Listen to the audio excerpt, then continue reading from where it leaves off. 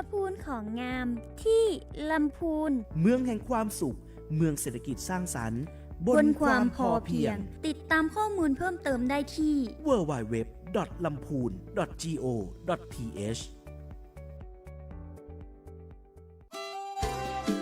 วันอาทิตย์ที่ 8 กุมภาพันธ์ 2569 ตั้งแต่เวลา 8 โมงเช้าถึง 5 โมงแลงจังหวัดละปูนเจิญจวนพี่น้องชาวละปูนผู้มีสิทธิ์เลือกตั้งทุกท่านร่วมแรงร่วมใจออกมาทำหน้าที่ใช้สิทธิ์เลือกตั้งสมาชิกสภาผู้แทนราษฎรและลงคะแนนออกเสียงประชามติณหน่วยเลือกตั้งที่ท่านมีชื่อมาร่วมเป็นส่วนหนึ่งในการรักษาสถิติจังหวัดที่มีผู้มาใช้สิทธิ์สูงสุดของประเทศไทยแชมเปี้ยนฟอร์ละปูนรวมพลังเจ้าละปูนป้องกันแชมป์สมัยที่ 16ลำพูนไม่ลำพังมารวมพลังไปเลือกตั้งสสรวมออกเสียงประชามติกันต่อเชิญพี่น้องแม่พ่อวันที่ 8 กุมภา8 โมงเช้าถึง 5 โมงแลงโชว์พลังแข็งแกร่งสู่การเป็นแชมป์16 สมัยออกมาใช้สิทธิ์มากที่สุดในประเทศไทยพี่น้องลำพูนรักประชาธิปไตยมาร่วมแรงร่วมใจไปเลือกตั้งให้คู่หาเลือกคนที่รักเลือกพรรคที่ใช่ใส่ใจลงประชามติด้วยนะอย่าลืมวันที่ 8 กุมภาเชิญชาวลำพูนออกมาใช้สิทธิ์เลือกตั้งร่วมกันอย่าลืมวันที่ 8 กุมภาพี่น้องลำพูนออกมาใช้สิทธิ์เลือกตั้งพร้อมกัน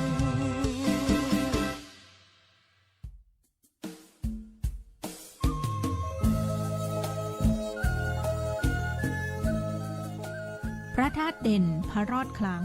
ลำไยดังกระเทียมดีประเพณีงามจามเทวีศรีหริพุนชัยท่านกำลังฟังสถานีวิทยุกระจายเสียงแห่งประเทศไทยจังหวัดลำพูนสำนักประชาสัมพันธ์เขต 3 กรมประชาสัมพันธ์ส่งกระจายเสียงในระบบ FM Stereo Multiplex ความถี่ 95 เมกะเฮิรตซ์จากอาคารเลขที่ 113 หมู่ที่ 10 ตำบลบ้านกลางอำเภอเมืองจังหวัดลำพูนจากนี้ไปสถานีเชิญท่านรับฟังรายการมองลำพูนค่ะ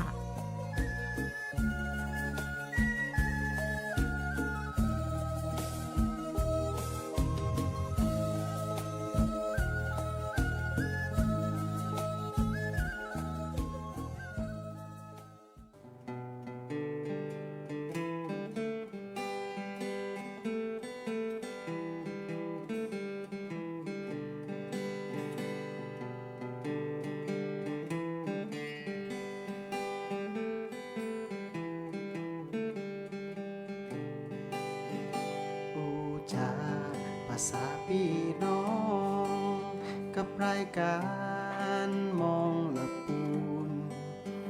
อูจาภาษายองกับรายการมองละปูนละปูนเป็นของหมู่เฮาหากมีเรื่องราวที่น่าสนใจจะบอกกล่าวคือพี่น้องเอาไว้เป็นที่เข้าใจกันทุกที่ทุกคนมีปัญหาเฮาจะช่วยแบ่งปันคือหมู่พี่น้องมาร่วมคิดร่วมกันมาร่วมสร้างสรรค์เมืองละปูน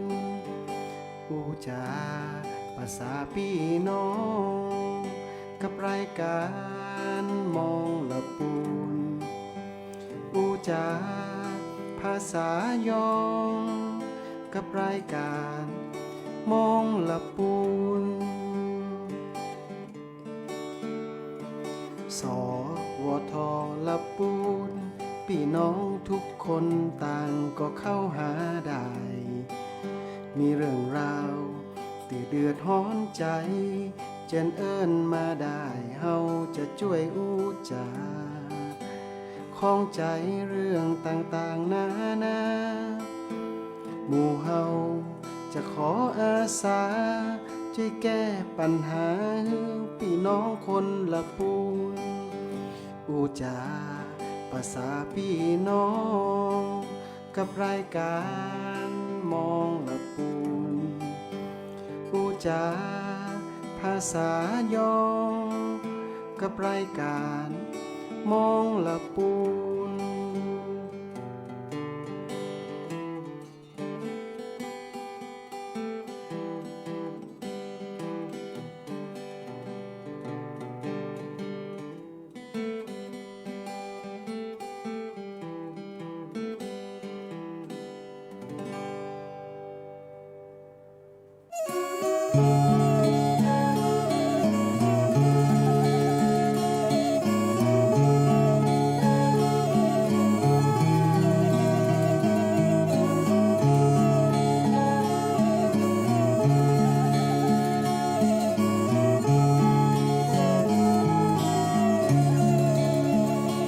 ดอกไม้งามซึ้งใจเมื่อยามเห็น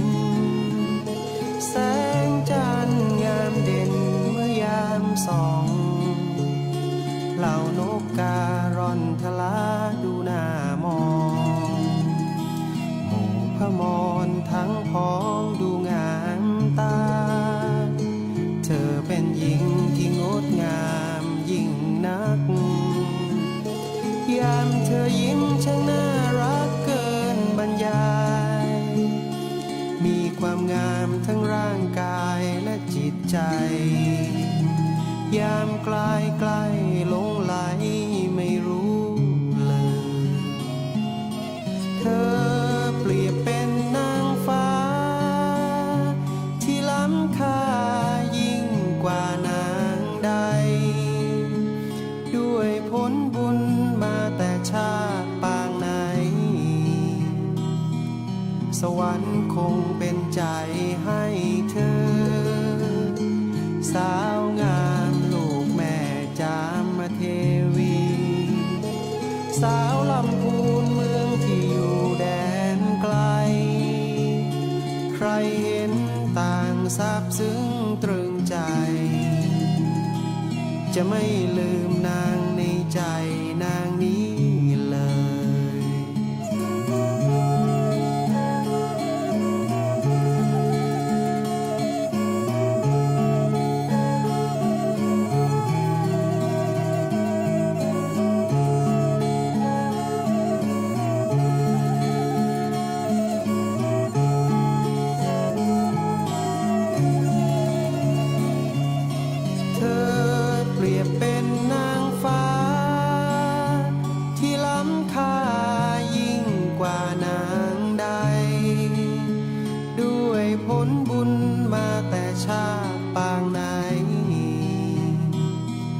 สวรรค์คงเป็นใจให้เธอสาวงามลูกแม่จามเทวีสาวลำพูนเมืองที่อยู่แดนไกลใครเห็นต่างซาบซึ้งตรึงใจจะไม่ลืมนางในใจนางนี้เลย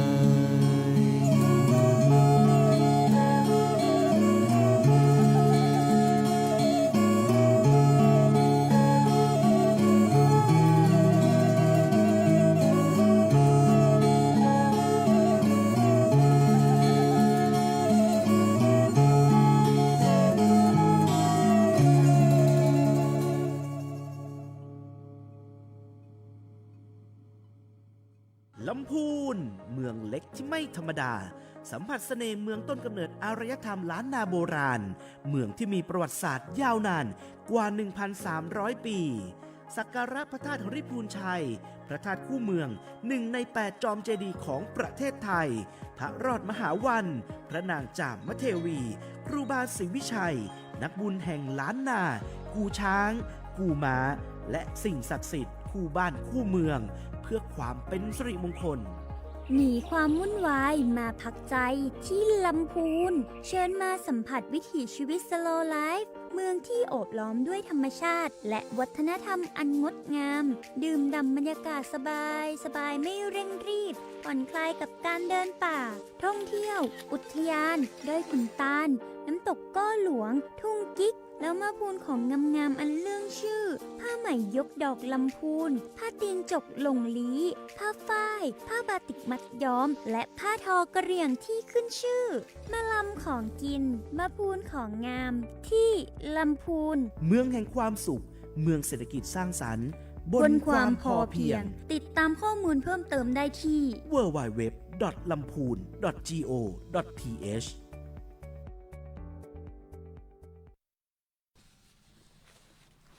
สวัสดีเจ้าสวัสดีท่านผู้ฟังที่เคารพรักทุกท่านนะเจ้าก็กลับมาพบกันเหมือนเช่นเคยนะเจ้ากับรายการมองละปูนนะเจ้าเนาะทางสถานีวิทยุกระจายเสียงแห่งประเทศไทยจังหวัดละปูนนะเจ้าเนาะวันนี้ก็ตรงกับวันพุธที่4กุมภาพันธ์2569นะเจ้าวันนี้ก็ถือว่าเป็นช่วงเวลาดีๆอีกวันหนึ่งนะเจ้าที่ทางสวทจังหวัดละปูนนะเจ้าได้จัดสรรช่วงเวลาดีๆตรงนี้คือกับพี่น้องชาวละปูนนะเจ้ามาพบกับช่วงรายการของยุติธรรมพบประชาชนวันนี้แล้วก็หน่วยงานในกระบวนการยุติธรรมในจังหวัดละปูนวันนี้ตัวนะเจ้าวันนี้ก็เหมือนเช่นเคยนะเจ้าวันนี้ในส่วนของกระทรวงยุติธรรมเองโดยสำนักงานยุติธรรมจังหวัดละปูนแล้วก็หน่วยงานในสังกัดกระทรวงยุติธรรมเองวันนี้ก็จะมีเรื่องราวอย่างดีๆมาบอกกล่าวท่านผู้ฟังนะเจ้าแต่ก็ต้องขอสุมาภัยตัวเนาะวันนี้อาจจะจัดรายการช้านิดนึงนะเจ้าพอดีว่าแต่ละหน่วยงานก็มีภารกิจเร่งด่วนเนาะกำลังรีบมารู้ว่าจะจัดรายการวันนี้ก็รีบมาหาท่านผู้ฟังเลยนะเจ้าก็ถือว่าบาละทิ้งในส่วนของหน้าที่ที่ได้รับมอบหมายนะเจ้าเนาะก็วันนี้ก็ก่อนที่เขาจะเข้าสู่รายการนะเจ้าเนาะก็จะเห็นว่าวันนี้นะเจ้าน้องนุ่นมากับทีมงานของตังเรือนจำจังหวัดลำพูนนะเจ้าเนาะก็เหมือนเช่นเคยนะเจ้าก็น้องนุ่นรับหน้าที่เป็นผู้ดำเนินรายการเหมือนเช่นเคยเนาะเขาบอกชื่อเสียงเรียงนามแล้วเนาะก็ท่านผู้ฟังที่เป็น FC ก็น่าจะคุ้นเคยอยู่นะเจ้าเนาะว่าน้องมาจัดรายการเนี่ยทุกวันพุธเป็นพุธแล้วก็จะมีหน่วยงานต่างๆเข้ามาร่วมนะเจ้าซึ่งท้าความเมื่อ2 อาทิตย์ที่ผ่านมาเนี่ยจะเป็นในส่วนของสำนักงานบังคับคดีจังหวัดลำพูนเนาะซึ่งเขาได้มาบอกกล่าวในส่วนของการกระบวนการทางแพ่งนะเจ้าในเรื่องของการยึดทรัพย์อายัดทรัพย์บังคับคดีอย่างต่างๆเนาะแต่สำหรับวันนี้แล้วเขาก็โบกปิกมาในหน่วยงานของสังกัดแห่งหน่วยงานหนึ่งนะเจ้าเปิ้นฮ้องว่าหน่วยงานนี้ก็คือมีหน้าที่ในการควบคุมหรือว่าคุมขังผู้ต้องขังตามภารกิจหน้าที่ของเปิ้ลเลยแล้วก็ตามชื่อหน่วยงานของเปิ้ลเลยเนาะเรือนจำจังหวัดลำพูนวันนี้เนี่ยเจ้าเฮาก็จะพาท่านผู้ฟังนะเจ้าทุกท่านมาพบกับเรื่องเล่าหรือว่าสิ่งดีๆต่างๆของทางเรือนจำนะเจ้าซึ่งเดี๋ยวก่อนที่เขาจะเข้าสู่รายการเลยนะเจ้านอกจากขออนุญาตแขกผู้มีเกียรติหรือว่าแขกรับเชิญวันนี้ได้แนะนำตัวกับท่านผู้ฟังสักเล็กน้อยก่อนที่เขาจะเข้าสู่รายการเลยเจ้าครับผมก่อนอื่นก็ขอสวัสดีท่านผู้ชมผู้ฟังที่เคารพทุกท่านนะครับผมนายธนประเสริฐหงส์แก้วเจริญนะครับก็เป็นนักทันตวิทยาชำนาญการก็ปฏิบัติหน้าที่ในส่วนของงานยุทธศาสตร์และแผนของเรือนจำจังหวัดลำพูนนะครับแล้วก็มีส่วนเป็นเจ้าหน้าที่ประชาสัมพันธ์เรือนจำจังหวัดลำพูนด้วยครับเจ้าวันนี้เนาะ2 เวอร์ชันทุกท่านก็ยังจะ2 เวอร์ชันก็สามารถทำงานร่วมกันได้เนาะทั้งเวอร์ชันเมืองแล้วก็เวอร์ชันไทยก็สำเนียงก็คล้ายๆกันเนาะหัวหน้าเนาะขออนุญาตเรียกเป็นหัวหน้าวุฒิอีละกันนะเจ้าจะได้คุ้นเคยกันเนาะเจ้าเนาะก็วันนี้ในส่วนของหัวหน้าวุฒิเองเนาะในเรื่องของเรือนจำที่นำมาเล่าท่านผู้ฟังวันนี้เป็นในเรื่องของอะไรอย่างเจ้าขออนุญาตสอบถามเลยเพื่อเป็นการเสียเวลานะเจ้าเนาะครับผมทางในนามเรือนจำจังหวัดลำพูนนะครับพี่น้องประชาชนคงจะรับทราบดีว่าเราก็เป็นองค์กรปลายน้ำนะครับที่ดูแลทุกสุขประชาชนอีกแบบหนึ่งก็คือในการดูแลผู้ต้องราชทัณฑ์นะครับหรือผู้ต้องคิดพลาดนะครับในกระบวนการยุติธรรมที่หลงผิดเข้ามาอยู่ในกระทรวงยุติธรรมอย่างเช่นเข้ามาอยู่ในเรือนจำนะครับในกลุ่มบุคคลเหล่านี้นะครับเราก็มองว่าบุคคลเหล่านี้ก็คือพลเมืองของชาวจังหวัดลำพูนที่ทุกท่านรู้จักกันดีและก็ในบทบาทของเราอย่างหนึ่งก็คือเราป้องกันภัยให้สังคมนะครับพี่น้องชาวจังหวัดลำพูนเราจะเห็นว่าช่วงนี้นะครับเราจะมีข่าวทางช่องทางหลายๆช่องทางนะครับของจังหวัดลำพูนนะครับมีการลักเล็กขโมยน้อยนะครับการปราบปรามยาเสพติดนะครับการปราบปรามอาชญากรทางออนไลน์นะครับแล้วก็จะบุคคลเหล่านั้นนะครับก็จะมาอยู่ในการควบคุมของพวกเราในทางกลับกันเองนะครับบุคคลเหล่านั้นก็เป็นคนในพื้นที่บางคนอาจเป็นพี่น้องเรานะครับเป็นลูกหลานของเราเองในวันนี้นะครับทางผมเองนะครับก็รับผิดชอบมาบอกเล่า90เขาเรียกว่าเรื่องเล่าชาวเรือนจำให้พี่น้องฟังว่าชีวิตคนเป็นอยู่ที่มาอยู่ในตรงนี้นะครับที่เป็นลูกหลานของคนลำพูนนี่เองเมื่อมาอยู่ข้างในคอกหรือในเรือนจำนี้นะครับจะมีบทบาทอะไรบ้างนะครับวันนี้ผมก็เลยจะมาเล่าให้คุณนุ่นฟังนะครับว่าเรือนจำเราแบ่งลักษณะงานไปว่าวันนี้ในภายคอนเซปต์งานที่ว่า ดูแลคนข้างในนะครับเจ้าหน้าที่เรือนจำเราเรียกว่าผู้คุมนะครับหัวหน้าผู้คุมก็จะดูแลคนข้างในคือดูแลบุตรหลานของพวกเราเองแล้วก็เรายังมีนโยบายใส่ใจคนข้างนอกนะครับหรือคนข้างนอกอย่างมองว่าอย่างสังคมรอบนอกนะครับตอนนี้ท่านอธิบดีกรมราชทัณฑ์นะครับท่านก็มีนโยบายว่าเราต้องดูแลคนข้างนอกด้วยไม่ใช่ดูแลคนข้างในอย่างเดียวในวันนี้เองผมก็จะเอานโยบายหลักๆนะครับหรือว่าวิธีการทำงานหลักๆนะครับมาบอกเล่า90ให้พี่น้องที่รับชมรับฟังชาวลำพูนเราทุกคนให้พอจะเข้าใจหรือว่ามีแนวทางสามารถแสดงความเห็นได้ร่วมกันในวันนี้ครับ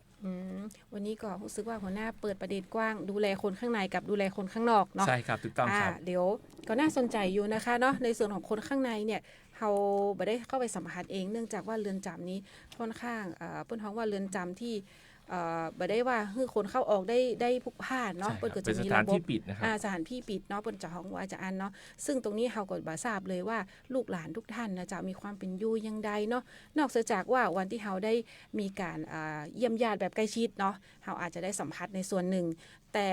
ทุกๆวันแล้วทุกปีนึงการเยี่ยมญาติใกล้ชิดก็จะได้มีบ่อยเนาะเนาะมีเป็นวาระช่วงๆไปครับซึ่งในแต่ละเดือนเองนี่นะเจ้าเรือนจำเปิ้นก็มีกิจกรรมหรือว่างานที่เปิ้นต้องขับเคลื่อนในการพัฒนาพฤตินิสัยผู้ต้องขังเนี่ยอยู่ทุกวันเลยซึ่งเฮาอาจจะบอกฮู้ในแต่ละวันมันอาจจะเปลี่ยนไปตามโปรแกรมนะเจ้าวันนี้เฮาจะอู้ในเรื่องหัวข้อของดูแลคนข้างในก่อนนะหัวหน้าเนาะแล้วเดี๋ยวเฮามาดูว่าการดูแลคนข้างในของตาเรือนจำเนี่ยเป็นอย่างไรแล้วในส่วนของทุกท่านเองที่เป็นคนทางนอกเนาะเรือนจำก็ดูแลเหมือนกัน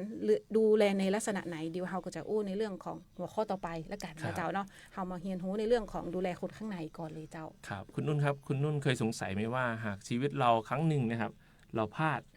เราอาจจะทำผิดโดยตั้งใจหรือไม่ตั้งใจหรือรู้เท่าไม่ถึงการทางด้านกฎหมายคุณพลาดแล้วคุณต้องเข้าไปอยู่ข้างในเรือนจำนะครับซึ่งภาษาบ้านเราเรียกว่าคอกนะเราต้องอยู่ตรงนั้นผมคิดว่าทุกคนต้องกังวลแน่นอนกินไม่ได้นอนไม่หลับแน่นอนแต่วันนี้ผมจะมาถ่ายทอดว่าชีวิตข้างในเนี่ยมันเป็นลักษณะแบบไหนเราดูแลยังไงนะครับตั้งแต่เรามีนโยบายนะครับของท่านผู้บัญชาการเรือนจำจังหวัดลำพูนคือท่านกำจรเดชอุดมนะครับท่านก็บอกว่าบุคคลเหล่านี้นะครับก็คือพี่น้องคนไทยเราด้วยกันและเหนือสิ่งใดก็คือพี่น้องชาวลำพูนที่เรารักทุกคนนะครับเมื่อเข้าไปอยู่ข้างในเราถึงมีลำพูนโมเดลขึ้นมาว่า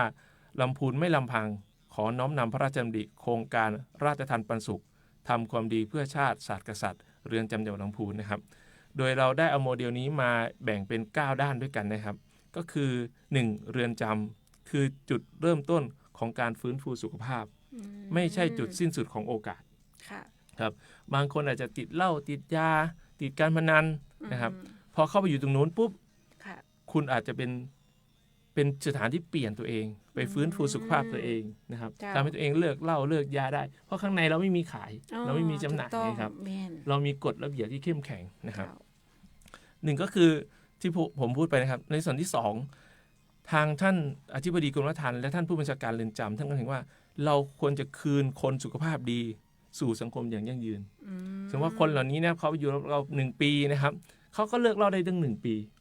เขาไม่ได้ดูดบุหรี่1 ปีนะครับเขากินเป็นเวลานอนเวลาสุขภาพเขาต้องดีแน่นอนนะครับในส่วนที่2เราดูแลสุขภาพผู้ต้องขังอย่างเป็นระบบตั้งแต่วันแรกที่เข้าไปตั้งแต่ผู้ต้องขังเข้าไปถึงเราวันแรกปุ๊บเราจะมีทีมพยาบาลทีมหมอเรือนจำนะครับตรวจเอ็กซเรย์ร่างกายตรวจบาดแผลตรวจโรคตรวจวัดความดันนะครับอย่างนี้ต่อไปเราก็จะรักษาเมื่อตรวจเจอปุ๊บทีมหมอเราก็จะรักษาอย่างต่อเนื่องด้วยบุคลากรทางการแพทย์และเทคโนโลยีพี่น้องประชาชนสงสัยว่าอ้าวแล้วบุคลากรทางแพทย์ที่ไหนเรามีแพทย์นะครับแพทย์ของเรือนจำโรงพยาบาลลำพูนแล้วนี่นะครับเข้าไปดูแลพี่น้องผู้ต้องขังเราสัปดาห์ละ1 ครั้งใช่ครับอาจจะเป็นวันศุกร์ในวันศุกร์จะไปขูดหินปูนไปใส่ฟันปลอมนะครับวันพฤหัสก็ไปตรวจโรคตรวจปอดนะครับตรวจเลือดนะครับในส่วนที่5ก็คือผู้ต้องขังทุกคนเข้าถึงสิทธิ์ญาติพี่น้องอาจจะสงสัยว่าฉันมีลูกบ่าวนะไปติดอยู่นั้นจะเป็นยังไงเราจะรักษายังไงต้องบอกเลยนะครับต้องนำเรียนบอกว่าพี่น้องผู้ต้องขังก็เหมือนพี่น้องเราทุกคนก็เป็นคนไทยทุกคนจะได้รับใช้สิทธิ์30 บาทรักษาทุกโรคเหมือนกันนะครับหรือใครมีสิทธิประกันสังคมคุณก็สามารถใช้สิทธิประกันสังคมได้ยังรวมไปถึงพี่น้องที่เป็นต่างด้าวที่เป็นพื้นที่ราบสูงยังไม่มีประชาชนเรายังรักษาให้ในบางส่วนนะครับอันนี้คือได้รับสิทธิทุกคนในส่วนที่6นะครับ เมื่อบุคคลเหล่านี้พี่น้องเราเหล่านี้นะครับ จะพ้นโทษแล้วเรายังไม่พ้นการดูแลนะครับ ค่ะ ทีมเรือนจำเรายังมีศูนย์แคร์ศูนย์สังคมสงเคราะห์นะครับ เป็นนักสังคมสงเคราะห์นะครับ ออกช่วยเหลือติดตามสมมติว่าคุณออกไป5 เดือน 3 เดือน ยังไม่มีงานทำ ค่ะ เราก็ช่วยแนะนำงานให้ หรือคุณยังไม่รู้ว่าจะทำอะไรญาติพี่น้องอาจจะไม่อยู่ด้วย เขาก็จะมีส่วนคอยซัพพอร์ตดูแลตรงนั้น ในส่วนต่อไปนะครับในส่วนที่ 7 ว่าความสำเร็จตรงนี้ที่ผมพูดมาเนี่ยมันเกิดจากความร่วมมือของหลายภาคส่วน ก่อนอื่นนะครับผมต้องขอบคุณในส่วนของโรงพยาบาลแม่ข่ายคือโรงพยาบาลลำพูนเรา ค่ะ สาธารณสุขลำพูนนะครับ ไม่ว่าจะเป็นเทศบาลตำบลเทศบาลเมือง ทุกคนก็ร่วมมือกัน ค่ะ เพราะทุกคนมองว่านี่คือประชาชนของคนลำพูนเหมือนกัน ค่ะ สุดท้ายนะครับก็คือเราก็ยกระดับสุขภาพเพื่อความปลอดภัยและสุขภาพที่ดีขึ้น อันนี้ก็คือเราแบ่งอย่างนี้นะครับเรานำเรียนท่านผู้ชมผู้ฟังให้ทราบว่าในเรือนจำเนี่ยเรามีผู้ต้องขังบางกลุ่มเป็นกลุ่ม 608 กลุ่มเปราะบางหรือกลุ่มจิตเวชบุคคลเหล่านี้นะครับเป็น 608 เป็นเบาหวานความดันหรือว่าเดินไม่ได้อัมพาตอย่างนี้เราก็มีการส่งต่อข้อมูล ค่ะ หนึ่งให้ญาติทราบว่าผู้ป่วยเป็นยังไงบ้าง หรือกลุ่มที่เป็นจิตเวชนะครับเรามีการส่งต่อโรงพยาบาลสวนปรุงโรงพยาบาลสาธารณสุขนะครับที่ดูแลเรื่องจิตเวชเพื่อจะเป็นการส่งต่อการทานยาอย่างต่อเนื่องนะครับ อืม จึงบอกเลยว่าเราดูแลตั้งแต่วันแรกที่เข้ามา ค่ะ จนไปถึงวันที่คืนกลับสู่สังคม อืม นี่คือขั้นตอนโมเดลของเรือนจำจังหวัดลำพูนเรา ค่ะ นะครับ อันนี้คือเรื่องของคนข้างใน ค่ะ นะครับ หมดแล้วเหรอคนข้างในอ่ะ คนข้างในพี่นุ่นอาจจะสงสัยว่า อ่ะ กินข้าวยังไง อืม นอนยังไงเป็นอยู่ยังไงนะครับ วันนี้เราเคยมีเรื่องพูดขำๆว่าหากสาวสวยๆผู้หญิงลำพูนอยากได้คนดีๆ ให้ไปหาเลือกที่ไหนนะครับเขามีคำพูดเล่นว่าหากอยากได้คนที่ตื่นแต่เช้าตื่นตี 4 ตี 5 สวดมนต์นอน 3 ทุ่มเหล้าไม่กินบุหรี่ไม่สูบนะครับ อืม สวดมนต์ไหว้พระนะครับ ค่ะ ตัดผมสั้นแต่งตัวสบายเรียบร้อยให้ไปหาคนจากที่ไหนก็ไปหาจากเรือนจำนี่แหละ ตร ค ง รับ คอนเซปต์เลยใช่ไหม ตรงคอนเซปต์เลย ต้องไปหาที่นั่น ใช่ครับ แสดงว่าจากที่อู้มานี่คือเป็นผู้ชายที่ดีเลยแหละ ดี นอะ เลยครับเพราะว่า แสดงว่าเรือนจำต้องขัดเกลามาอย่างดีเลย อ ถึ ย่าง งดี กล้า ครับ เอาสินค้ามาโชว์หรือว่ากล้านำเสนอในส่วนของตรงนี้เนาะผู้ชายต้นแบบของเมืองลำพูนนะจะไปหาได้ อันนี้คือชักชวนให้ไปหาใช่ไหม หมายถึงว่า ก็ถูกต้องครับเพราะว่า อืม ตอนที่อยู่กับเราเนี่ยก็ถือว่าศีล5 ข้อนี่บริสุทธิ์แน่นอน อืม ใช่ครับ ค่ะ หนึ่งไม่ได้ฆ่าสัตว์ไม่ได้ลักทรัพย์ไม่พูดผิดในกาม ไม่มีพูดเท็จพูดส่อเสียดก็คือครบสุราเมลัยไม่ได้ดื่มแน่นอนอยู่กับเรา อาจจะอยู่1 ปี 2 ปี 3 ปี หรืออยู่เป็น10 ปี เพราะเดือนจำเราอยู่ถึง15 ปี อืม นะครับคนที่อยู่ถึง ค่ะ 15 ปีก็มีนะ ก็ ครับ มีเหมือนกันเนาะอืม เรื่องอาหารการกินอันนี้นะครับ เราต้องนำเรียนว่าทางเรือนจำเราก็เล็งเห็นว่า บุคคลเหล่านี้เนี่ยสักวันหนึ่งเขาต้องกลับไปสู่สังคมแน่นอน ค่ะ หากเราทำให้เขามีความรู้ทั้งด้านร่างกายสุขภาพ ทั้งวิชาการ วันหนึ่งที่เขาออกไปเขาก็นำความรู้นำทักษะเหล่านี้ออกไปช่วยชีวิตตัวเอง หรือไปช่วยเหลือสังคม ตอนนี้นะครับขออยากให้ทุกท่านบอกว่า เรามีอบรมมัคคทายก อืม ภาษาบ้านเราอาจจะเรียกพ่อหนาน พูด เป็นว่า พ่อหนาน ครับเป็น ค่ะ เป็นเจ้าพิธีทางศาสนาตอนนี้นะครับ ทางเรือนจำเราได้ทำ MOU กับหลายหน่วยงานนะครับ มีการฝึกอบรม บุคคลเหล่านี้หากออกไปนะครับ เป็นผู้เฒ่าผู้แก่ในหมู่บ้านเนี่ยเขาจะสามารถมีความรู้ในด้านเรื่องศาสนาพิธีนะครับ สามารถเป็นผู้นำนะครับไหว้พระสวดมนต์ซึ่งอาชีพนี้นะครับ ทุกวันนี้หายากมาก ใช่ คนที่จะมี ใช่ ความรู้สมัยก่อนต้องเป็นคนที่บวชเรียนเขียนอ่านมา แต่ตอนนี้เรามีการอบรมเลย เป็นรุ่นละ30 คน อืม ก็มีการทำปฏิบัติธรรมเหมือนจริงเลยนำสวดมนต์ไหว้พระทำพิธีกรรมต่างๆ ก็สามารถทำได้จริง ค่ะ ออกไปเป็นอาชีพได้ อัน นะครับ นี้หัวหน้าทำแล้วกี่รุ่นแล้วคะเนี่ย ตอนนี้ปีก็ประมาณนี้เราทำไป2 รุ่นแล้ว อ๋อ รุ่นละ สอง 30 คน ก็ ใช่ 60 รับ คนก่อน 60 คนแล้วเราก็จะสมัครกลุ่มตั้งแต่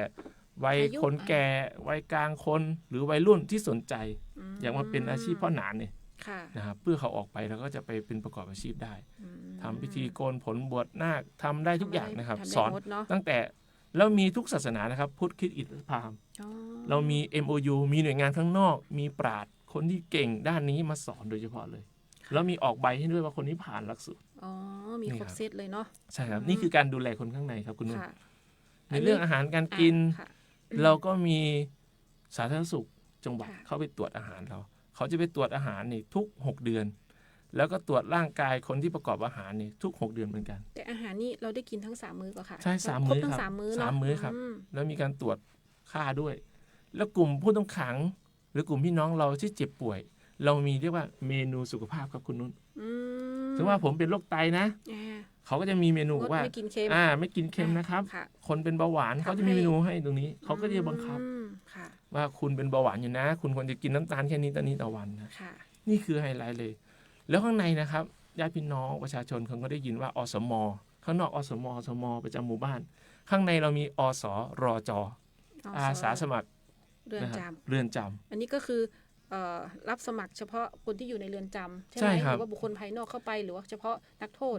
ก็บุคคลข้างในเรามองว่าบุคคลข้างในคือเป็นนักโทษนั่นแหละใช่ไหมเราก็จะให้พยาบาลให้คุณหมอสาธารณสุขมาอบรมเฉพาะเลยนะครับดูแลผู้ป่วยกลุ่มคนเหล่านี้เขาจะมีทักษะในการดูแลคนป่วยคนสูงอายุคนพิการสามารถเป็นพี่เลี้ยงได้อย่างดีเลยบุคคลเหล่านี้ออกไปอยู่ข้างนอกนะครับไปเป็นอสม.ได้เลยบุคคลนี้สามารถช่วย PCR ช่วยคนกายภาพได้ดูแลผู้ป่วยได้ทุกรูปแบบ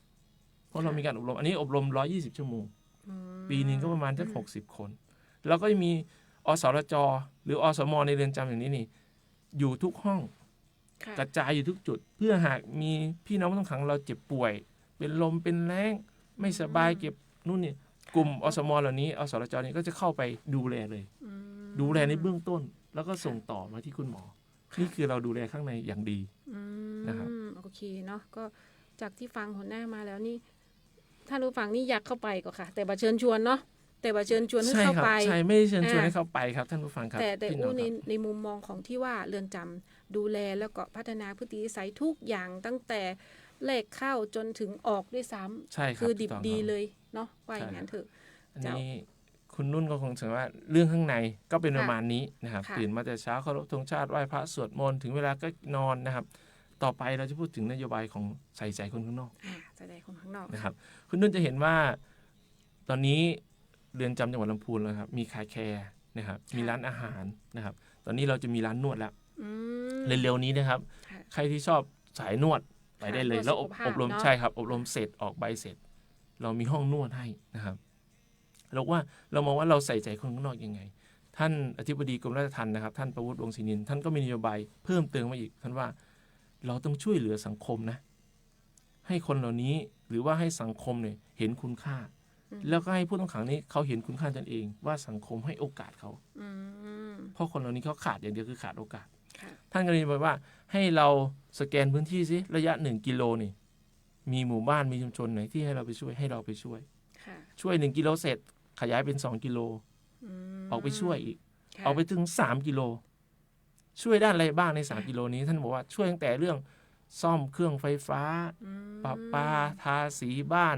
ไฟไหม้บ้านต้องซ่อมให้มาติดต่อพวกเราจะมีทีมงานช่างไปซ่อมวันนี้นี่เราส่งพี่น้องราชทัณฑ์เรานี่ผู้ต้องขังเรานี่ไปอบรมที่เรือนจำกลางเชียงใหม่อบรมช่างไฟใช่ครับเอาไปอบรมช่างไฟโดยเฉพาะเลย30 คนอบรมเพื่อจะมีทักษะด้านช่างไฟฟ้านี่ออกไปช่วยเหลือซ่อมไฟฟ้าเพราะเรามองว่ามันก็จะเป็นลดค่าใช้จ่ายให้พี่น้องเราไปจ้างช่างใช่ไหมครับ500 700 1,000แต่ตรงเนี้ยเชื่อแน่นอนว่าชุมชนบอกโหเนาะว่ามันมีในส่วนของเจ้าที่เรือนจำแล้วก็งานตรงนี้รองรับหรือว่าไอ้ตรงนี้อยู่เนาะวันนี้ก็ถือว่าเป็นโอกาสที่ดีเนาะที่ทางหัวหน้ามาบอกกล่าวกับเจ้าละปูนเฮานะเจ้าจะได้บอกกันเนาะซึ่งตรงนี้ต้องไปติดต่อที่ไหนนะคะคุณนุ่นถามดีมากครับก็คือช่องทางการติดต่อเรานะครับเราต้องจองเพราะตอนนี้เราก็มีคนมาจองดีเยอะ1เราโทรไปที่เรือนจำจังหวัดลำพูน2นะครับเราเข้าไปที่ Facebook เรือนจำจังหวัดลำพูนเราจะมีช่องทางเป็น QR code หรือมีเบอร์ตรงนั้นเราโทรไปว่าดิฉันนะคะต้องการจะซ่อมบ้านช่องไฟติดต่อไว้หน่อยจองคิวไว้หน่อยเราก็จะทำคิวไว้เราก็จะประเมินไว้ว่าต้องใช้คนไปกี่คนเครื่องมืออะไรเราจะประเมินพอเราได้วันได้ที่ปุ๊บเราก็จะโทรกลับไปบอกว่าคุณแม่เดือนนี้นะวันนี้นะคุณแม่เตรียมเลยนะแล้วทีมเราก็จะไปอันนี้คือรัศมีตอนนี้รัศมีเรา3กิโลแล้ว3กิโลจากนี่ไปก็น่าจะก็ครอบคลุมในเมืองในส่วนมากจะเป็นโซนในเมืองเนาะใกล้สุดก็จะเป็นริมปิงเนาะครับแต่หาเคสหนักๆบ้านถูกไฟไหม้น้ำท่วมที่มันหนักๆที่มันเป็นอุทกภัยหนักๆนะครับเราก็ช่วยเหลืออยู่แล้วเราร่วมงานกับทั้งจังหวัดนะครับป้องกันจังหวัดเราก็ช่วยเหลือ อย่างรวดเร็วอยู่แล้วหากเป็นอุทกภัยใหญ่หรือว่าเหตุการณ์ใหญ่ๆเราไปแล้วไม่จำเป็นต้องว่า3 กิโลอันนี้ท่านผู้บัญชาการท่านก็เห็นความสำคัญว่าเราต้องไปช่วยเหลือแล้วนอกจากช่วยเหลือนี่มีอย่างของนอกจากช่วยเหลือนะครับเราบอกว่าข้างนอกเนี่ยเราใส่ใจคนข้างนอกยังไงตอนนี้เราไม่ว่าจะเป็นอาหารล้างรถตอนนี้ล้างรถเราบูมมากครับนุ่นครับล้างรถเราที่ว่าราคาถูกมากแล้วเรามีพี่น้องเราที่เป็นทักษะด้านนี้เป็น10 กว่าคนไปจอดแป๊บเดียวเราปุ๊บเงาแวบเลยไวแล้วก็คุณล็อกได้เลยประหยัดด้วยเรามีหลายเลทราคาตั้งแต่100 บาทขึ้นไปมอเตอร์ไซค์นี่แค่40-50คุณจะทำออปชั่นขนาดไหนคุณจะเฝ้าดูเลยจะเน้นตรงนี้เมื่อวานเราเพิ่งเปิดกิมมิกใหม่ก็คือขัด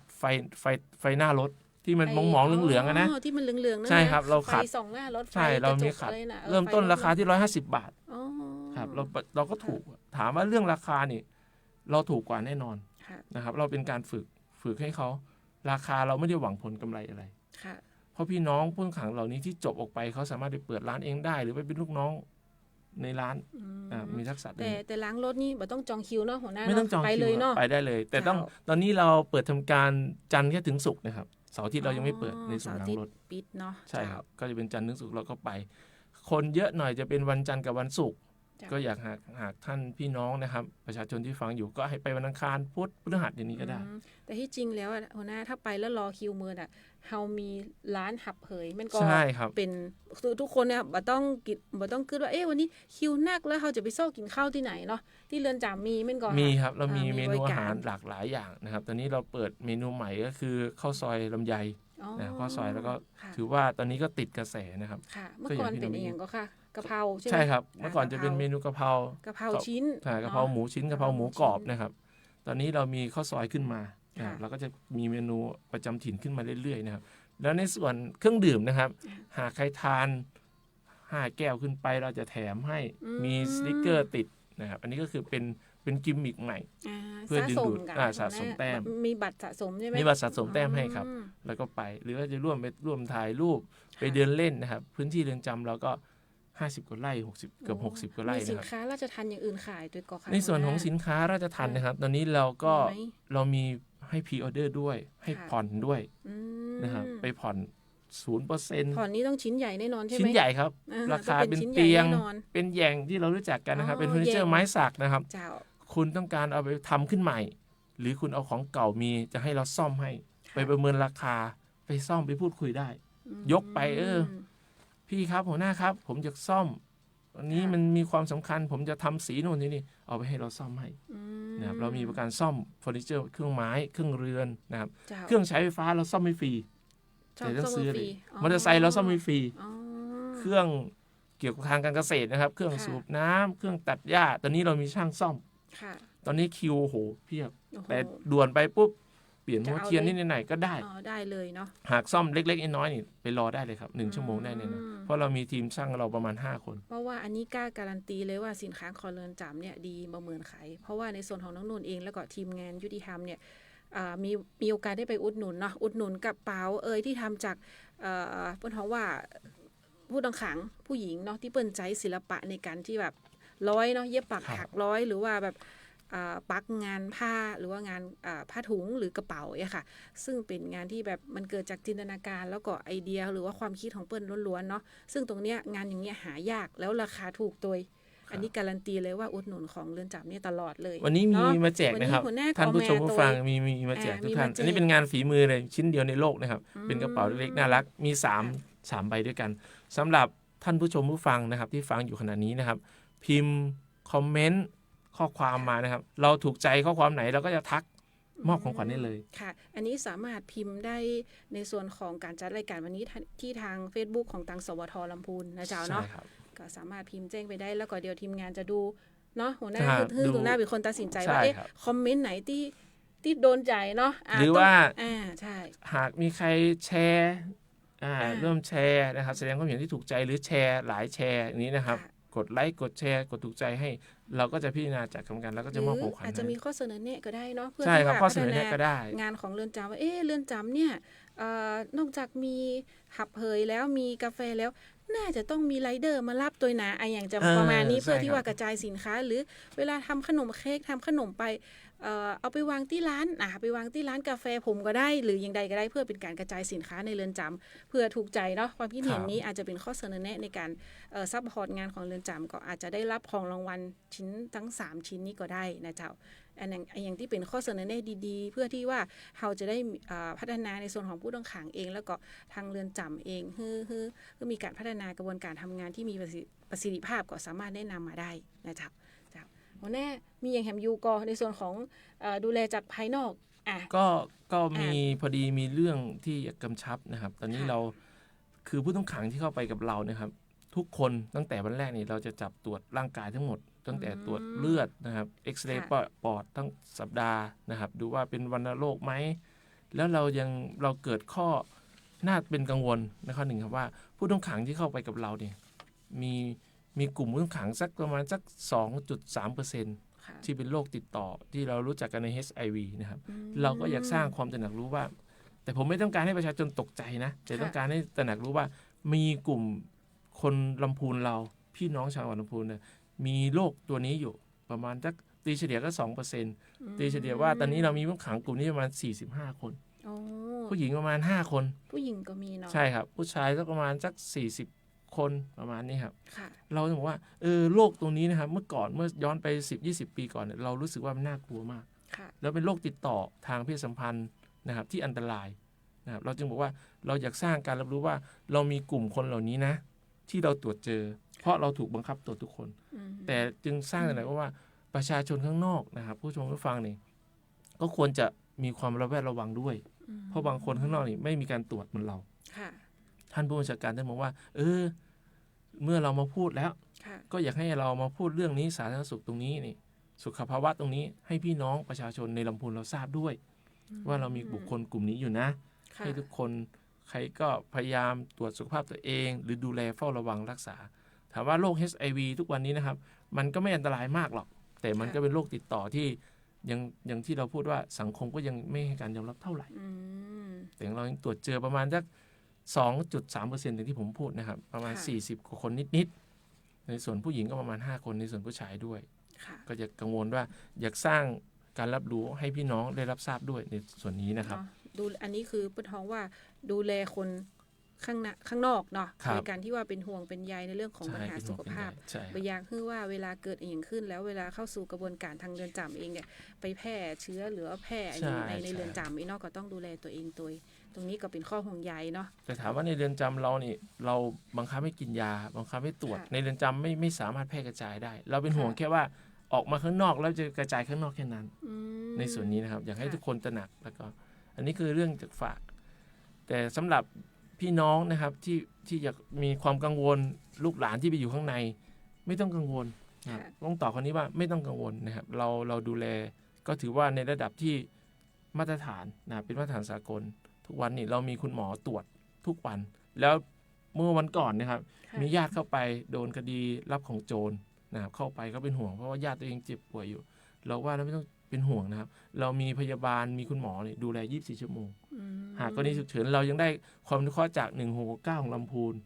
นะครับมาช่วยรับไปอย่างรวดเร็วเลยประเมินเรามีการคอนเฟอเรนซ์นะครับเป็นวิดีโอคอนเฟอเรนซ์มาเลยมาดูอาการปุ๊บหากคุณหมอทางโรงพยาบาลลำพูนมองว่าส่งตัวออกเลยนะเราก็มีทีมควบคุมส่งตัวออกไปทันที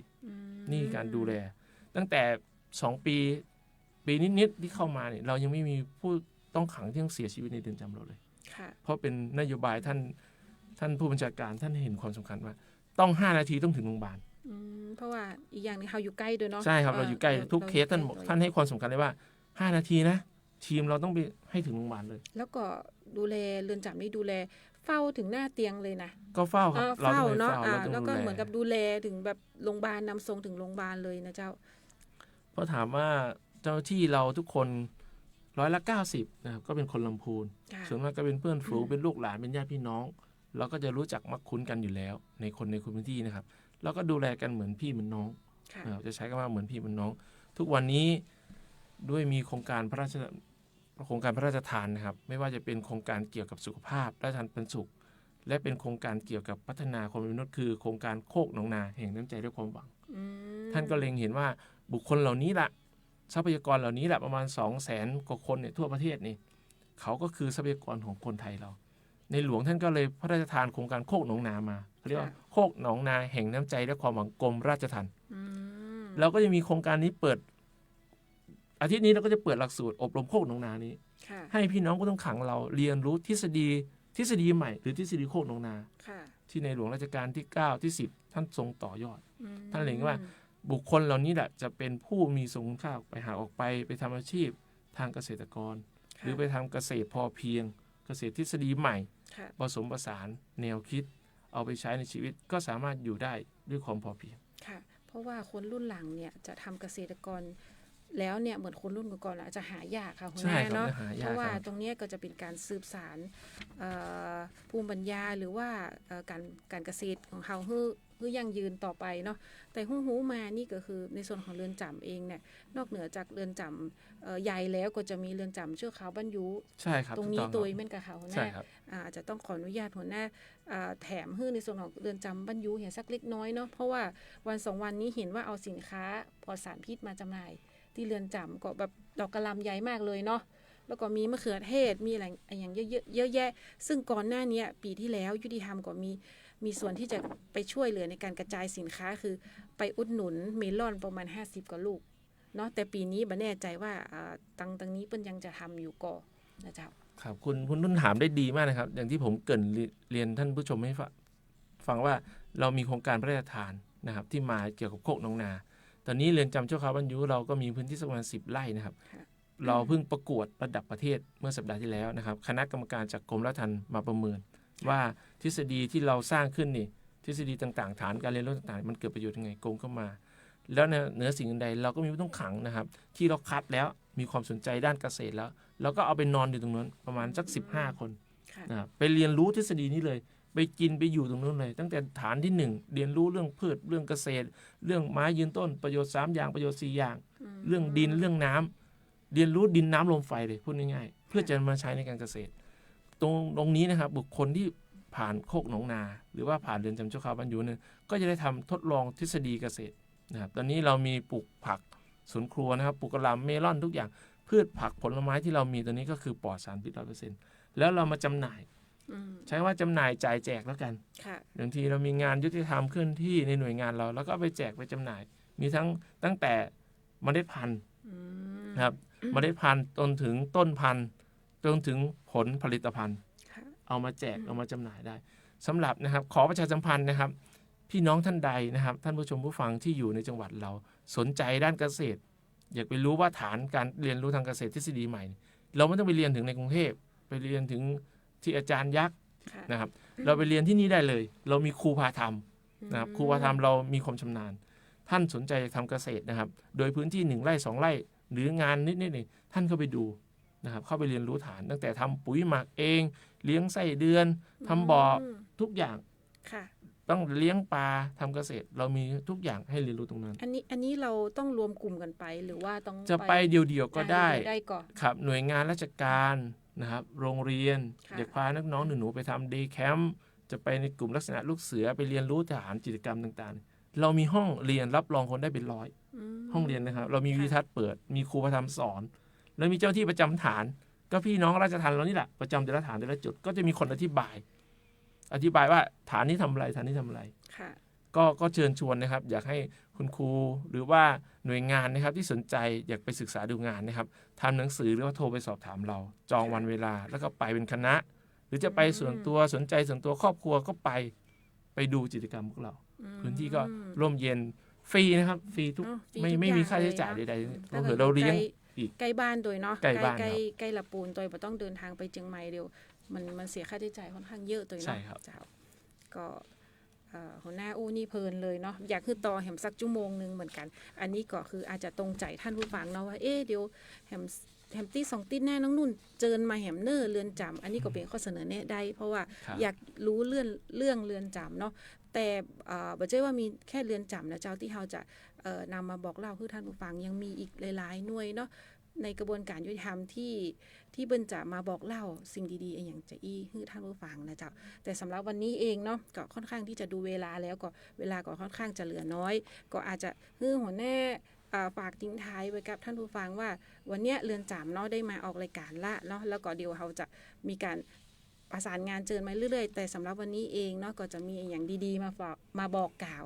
ในช่วงเดือน2 เดือนนี้หรือว่าอาจจะเป็นเดือนหน้าเดือนในก็ได้ก็เดี๋ยวจะขอให้หัวหน้าบอกกล่าวทิ้งท้ายช่วงนี้เลยแล้วกันนะคะ ครับก่อนอื่นนะครับก็ขอขอบคุณนะครับท่านผู้ชมผู้ฟังทุกท่านนะครับที่เสียสละเวลาของท่านฟังนะครับแต่ในนามฐานะของกรมราชทัณฑ์เราเองเราเป็นหน่วยงานด้านปลายน้ำนะครับเราเป็นหน่วยงานปลายน้ำที่ต้องดูแลทุกรูปแบบจริงๆทุกผู้คนที่เข้ามาแต่เหนือสิ่งใดนะครับเราก็ไม่ได้เชิญชวนให้ใครเข้ามาอยู่ตรงนี้นะครับไม่อยากให้ใครทำผิดหากใครที่ยังทำผิดอยู่ยังไม่ถูกจับเรื่องการคดีก็ให้เลิกในสิ่งที่ทำผิดแต่หากมองกันว่าหากผิดพลาดแล้วนะครับมาอยู่ตรงนี้แล้วก็มองซะว่าครั้งหนึ่งเราเป็นความผิดพลาดแต่เราเมื่อผิดพลาดแล้วเราก็อยากสร้างโอกาสให้ตัวเองเมื่อมาอยู่ตรงนี้1 ปี3 ปี2 เดือน3 เดือนทุกอย่างคือโอกาสนะครับทุกอย่างมันมีผลดีกับเราเสมอหากเราคิดในทางที่ดีแล้วก็ตั้งใจเป็นคนดีเพื่อเป็นคนดีของลำพูนหรือว่าคนดีของประเทศชาติเราต่อไปครับโอเคได้กินใจขนาดเลยค่ะหัวหน้าเดี๋ยวอีกนิดนึงก็คือให้หัวหน้าแถมเบอร์โทรศัพท์เนาะแต่ที่อู้มารวมๆวันนี้ทุกท่านอาจจะฟังแล้วเกิดความเข้าใจก็ดีในส่วนหนึ่งหรือว่าถ้าไม่เข้าใจอยากจะโทรไปสอบถามให้หัวหน้าทิ้งเบอร์โทรไว้ตัวเจ้าสำหรับเบอร์โทรเรือนจำนะครับ0535511นะครับ053511055แต่ผมอยากทุกวันนี้ทุกคนพี่น้องเรามีเฟซกันทุกคนนะครับโทรไปเนี่ยอาจจะติดภารกิจหลายอย่างคนรับอาจจะไม่สะดวกแต่ผมอยากให้เข้าไปที่ Facebook พิมพ์ว่าเรือนจำจังหวัดลำพูนพี่น้องเข้าไปดูตรงนั้นก็เลื่อนดูกิจกรรมของพวกเราในตรงนั้นนะครับเลื่อนดูข้อมูลข่าวสารนะครับเจอ QR Code ก็สแกน QR Code เข้าไปนะครับ QR Code ในตรงนั้นก็จะบอกทั้งช่องทางการร้องเรียนช่องทางการฝากเงินเยี่ยมญาติทุกอย่างสั่งซื้ออาหารนะครับทั้งที่จองที่ผมว่าจองการซ่อมบำรุงรัศมี3 กิโลเรามีช่องทางตรงนั้นแล้ว Facebook นะครับจะมีภาพบรรยายมีชื่อเจ้าหน้าที่นะครับมีชื่อหน่วยงานที่ร่วมกันให้ท่านเลื่อนเข้าไปดูนะครับเราจะเห็นภาพอย่างที่ผมพูดในวันนี้นะครับขอบคุณครับค่ะก็เดี๋ยวก็ขออนุญาตนะเจ้าก็เวลาก็มาถึงช่วงท้ายแล้วละกันนะเจ้าเนาะก็ตั้งวันนี้เองนะเจ้าน้องนุ่นก็บ่ลืมที่จะฝากหน่วยงานของน้องนุ่นตัวนะเจ้าสำนักงานยุติธรรมจังหวัดลำพูนซึ่งก็เป็นบนท้องว่าผู้แทนของกระทรวงยุติธรรมเนาะที่ว่ามันเป็นตัวแทนของกระทรวงยุติธรรมในวันนี้ซึ่งทุกท่านเองฟังหัวหน้าวุฒิเองจากเรือนจำเองหรือว่าอยากติดต่อหน่วยงานอื่นๆแต่บ่ทราบว่าจะติดต่ออย่างใดนะเจ้าประสานมาที่สำนักงานยุติธรรมจังหวัดลำพูนก็ได้เราจะเป็นผู้ประสานงานที่ดีในจังหวัดที่จะร่วมขับเคลื่อนการดำเนินงานด้านการอำนวยความยุติธรรมเนี่ยคือเจ้าบ้านได้รับความเป็นธรรมร่วมกันนะเจ้าสำหรับวันนี้เองนะเจ้าเนาะตังน้องนุ่นเองแล้วก็ตังเรือนจำเองก็ต้องขอบคุณนะเจ้าทางสถานีวิทยุกระจายเสียงแห่งประเทศไทยจังหวัดลำพูนเฮานะเจ้าที่จะสรรช่วงเวลาดีๆแบบนี้คือตังหน่วยงานในสังกัดกระทรวงยุติธรรมแล้วก็ยุติธรรมจังหวัดเนี่ยมาบอกกล่าวสิ่งดีๆอย่างอี้นะเจ้าซึ่งเฮาจะจัดรายการอย่างอี้นะเจ้าของ